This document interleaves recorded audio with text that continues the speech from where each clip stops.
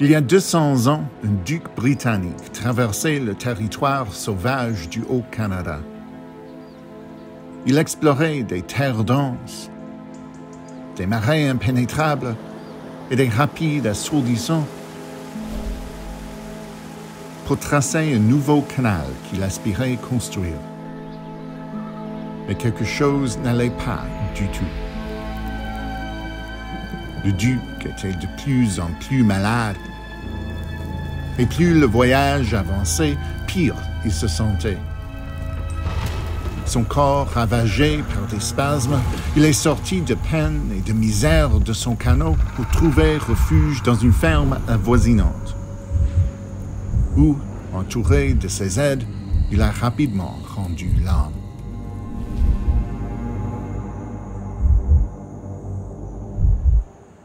Le duc de Richmond était le premier à mourir en essayant de construire le canal Rideau, mais il n'a pas été le dernier. Aujourd'hui, c'est l'un des repères les plus appréciés du Canada. Un endroit paisible. Mais cette voie navigable pittoresque a un passé sanglant qui remonte à ses origines. Voici Canadiana.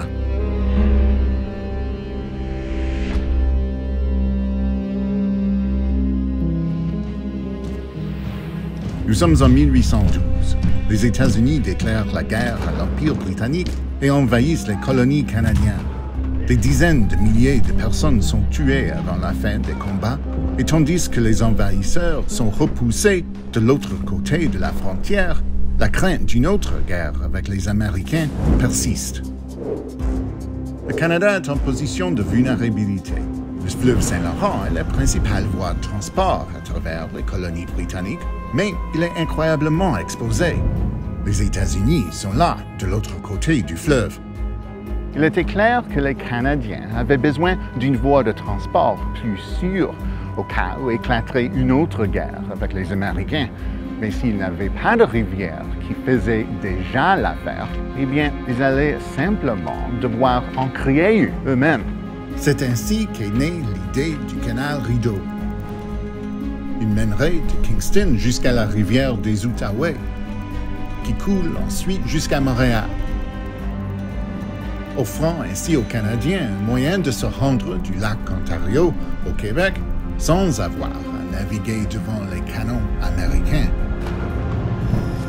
Vous pouvez encore trouver des traces de ses origines militaires aujourd'hui.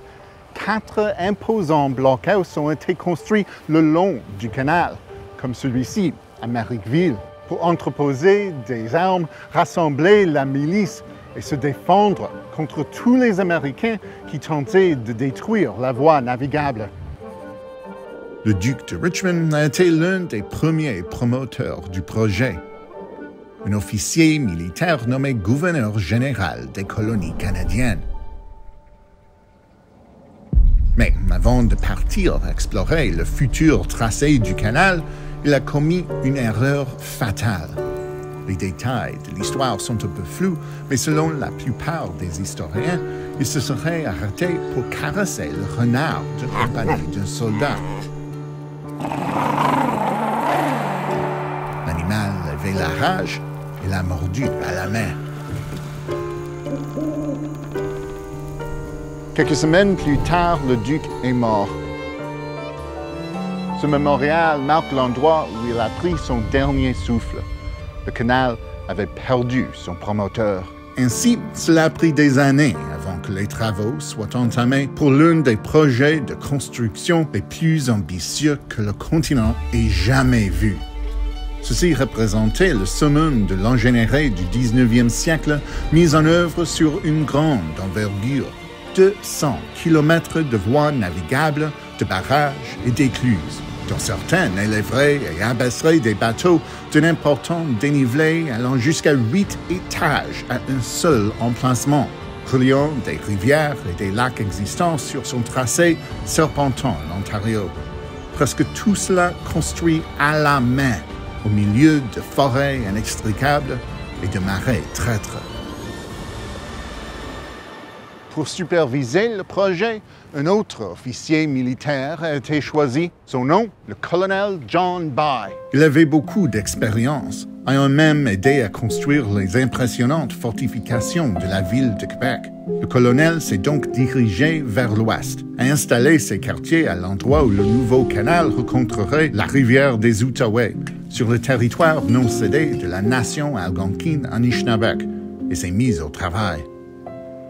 Cela a pris 5 étés et des milliers de travailleurs pour construire le canal, la plupart d'entre eux étant des Canadiens français ou des immigrants irlandais nouvellement arrivés. Ils ont creusé des fosses, transporté des pierres et ils sont morts par centaines. Certains ont été mis en pièces par leurs propres explosifs. Certains ont été tués en travaillant sur des barrages instables. D'autres se sont noyés. Mais surtout, ils ont été tués par la malaria.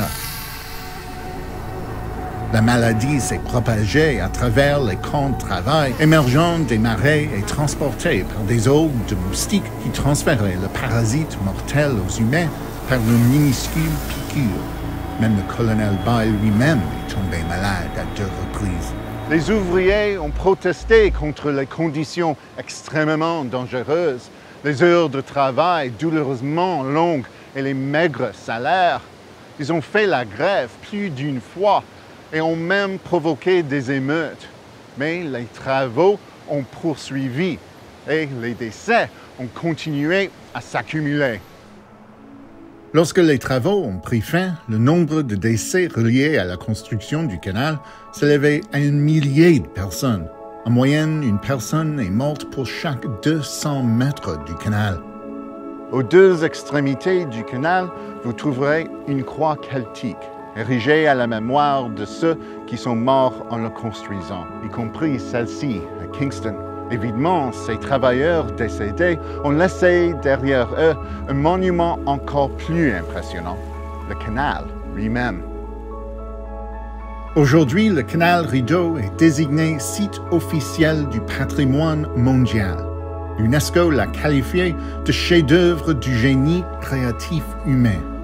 2 siècles après son ouverture, le canal représente encore un témoignage spectaculaire des travaux de construction qu'ont accompli tant de personnes.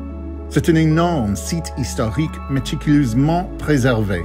Même les manivelles d'origine sont encore utilisées pour ouvrir et fermer les écluses. Et la nouvelle voie navigable extraordinaire n'était pas le seul héritage laissé par les travailleurs. Les quartiers qu'avait établi ici le colonel By à l'intersection du canal Rideau et de la rivière des Outaouais ont continué de prendre de l'expansion même après la fin de la construction. Devenant une ville prospère. À l'origine, cette ville était connue sous le nom de Bytown, en l'honneur du colonel. Aujourd'hui, nous l'appelons Ottawa.